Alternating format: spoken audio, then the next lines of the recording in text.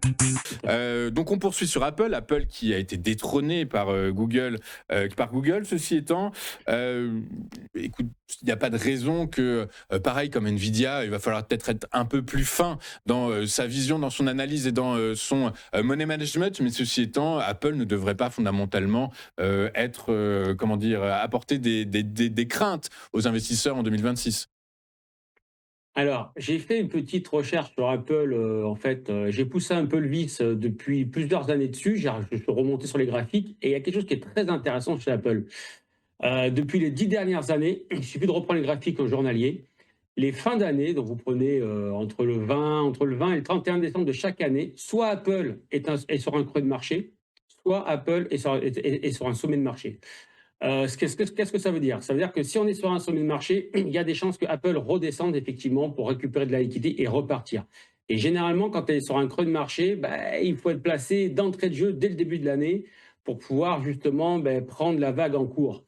Et ça, c'est assez effarant parce qu'il y a vraiment chez Apple que j'ai vu ça. Donc, alors, évidemment, j'ai pas regardé toutes les actions américaines, mais si je prends les 7 magnifiques, c'est vraiment Apple qui donne vraiment le tempo par rapport à ça. Donc, si je continue le process par rapport à ce genre de situation, je suis parti du principe que là, bah, on a atteint quand même un haut de marché. On a fait une loi de dos baissière. Bon, ils sont revenus sur les hauts de 2024, certes, ils tiennent la zone. Mais moi, j'attendrai pour me replacer sur Apple. Donc, pareil, comme Nvidia, d'avoir un petit retracement sur la zone des 244, 248 et voir même s'il fallait, et ce serait très intéressant, sur les 223, 226. Voilà, là, pour se replacer pour l'année, ce serait vraiment sympathique. Maintenant, il y a un gros point, un très gros point où là, j'hésiterai pas. Là, je vous le dis, j'hésiterai pas si c'était le cas. Si on venait avoir un trou d'air, à payer au contact du niveau des 215 parce que c'est un niveau qui a été cassé, qui a été gapé, qui n'a pas été pullbacké, ça n'a pas été mitigué. Donc, effectivement, si on venait avoir un trou d'air sur les 215, j'hésiterais pas à me replacer pour tenir l'action sur le reste de l'année. Voilà. Mais j'attends principalement un retour d'abord sur les 244, voire 223, et pourquoi pas un trou d'air à 215.